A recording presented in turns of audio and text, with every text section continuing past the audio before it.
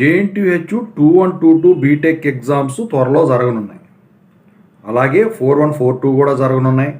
తర్వాత 3132 జరగనున్నాయి.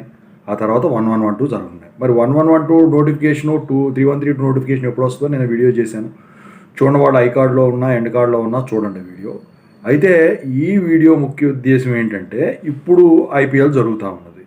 అయితే జేఎన్టీహెచ్ ఎగ్జామ్స్లో ఈసారి ఐపీఎల్ డేటాని యూజ్ చేసుకొని క్వశ్చన్స్ ఇస్తారా? సో చాలామంది స్టూడెంట్స్ అడుగుతున్నారు. సో నాకు కొత్తగా అనిపించింది, కానీ చాలా తెలివిగల క్వశ్చన్ అది. ఎందుకంటే రిలేషన్ ఉంది. సో దాని గురించి చెప్తాను ఇప్పుడు. ముందుగా అయితే ఇంతవరకు ఈ ఛానల్ సబ్స్క్రైబ్ చేసుకున్న వాళ్ళు ఎవరైనా ఉంటే సబ్స్క్రైబ్ చేసుకోండి.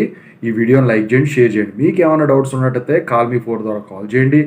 Telugu engineering education YouTube, Telegram channel subscribe చేసుకోండి. జేఎన్టీ యూనివర్సిటీ అప్డేట్స్ ఛానల్ కూడా. ఇక టాపిక్లో పెడితే కంప్యూటర్ సైన్స్ వాళ్ళు ఉన్నారు. అన్ని ఇయర్స్ ఉంటాయి వాళ్ళకు డేటా సైన్స్ సబ్జెక్ట్ ఉంటుంది. ఇక డేటా సైన్స్ స్పెషల్ కోర్స్ ఉన్న వాళ్ళు ఉంటారు. మెషిన్ లెర్నింగు, ఏఐఎంఎల్ వీళ్ళు ఉంటారు. ఇక ఫస్ట్ ఇయర్ రాసే వాళ్ళకైతే సి ప్రోగ్రామింగ్ ఉంటుంది. C++ అనే సబ్జెక్ట్ ఉంటుంది. Oops through Java. సో ఇలాంటి సబ్జెక్ట్స్ ఉంటాయి.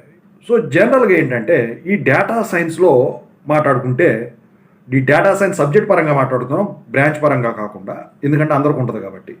సో అందుట్లో స్టాటిస్టికల్ డేటా అని ఉంటుందన్నమాట. సో ఏంటంటే అది యూజ్ చేసి విజువలైజేషన్స్ క్రియేట్ చేయాలి. ఫర్ ఎగ్జాంపుల్ ఇప్పుడు ఐపీఎల్ జరుగుతూ ఉంది. ఈ ఐపీఎల్ డేటాని యూజ్ చేసుకొని ఏ టీము ఎంత రన్స్ చేసింది, హైయెస్ట్ చేసిన వాళ్ళు ఎవరు, హైయెస్ట్ స్ట్రైక్ రేట్ ఎంత, highest number of sixes A team కొట్టింది, ఇలాంటివి విజువలైజేషన్ ఫామ్లో కావాలనుకోండి, ఈ ఐపీఎల్ డేటాని యూజ్ చేసుకోవచ్చు. సో అందుకని ఆ స్టూడెంట్ క్లెవర్గా ఇది అడగటం అయితే జరిగిందనమాట. సో ఇస్తారా అంటే ఇచ్చేదానికి ఛాన్స్ ఉంటుంది. ఎందుకంటే స్టాటిస్టికల్ డేటా అంటే రీసెంట్దే తీసుకుంటారు. కాదు ఇప్పుడు మళ్ళీ అదంతా డేటా అంతా కలెక్ట్ చేయాలి, ఇదంతా చాలా ఎక్కువ ఉంటుంది మళ్ళీ అనుకుంటే మాత్రం ఏం చేస్తారంటే అందుట్లో కొన్ని వరకే తీసుకొని, శాంపుల్ డేటానే కదా, అంతా చేయాలంటే చాలా లేట్ అవుతుంది కదా. సో దానికి ఇచ్చేదానికి ఛాన్స్ ఉంటుంది అనమాట.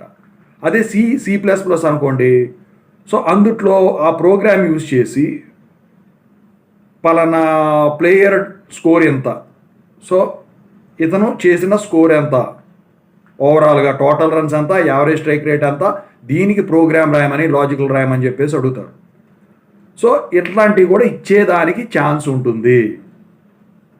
సో ఓవరాల్గా ఈ ఐపీఎల్ డేటా యూటిలైజ్ చేసుకోవచ్చా అంటే ఇలాంటి సందర్భాల్లో యూజ్ చేసుకొని క్వశ్చన్స్ ఫ్రేమ్ చేయటానికైతే ఉంటుంది.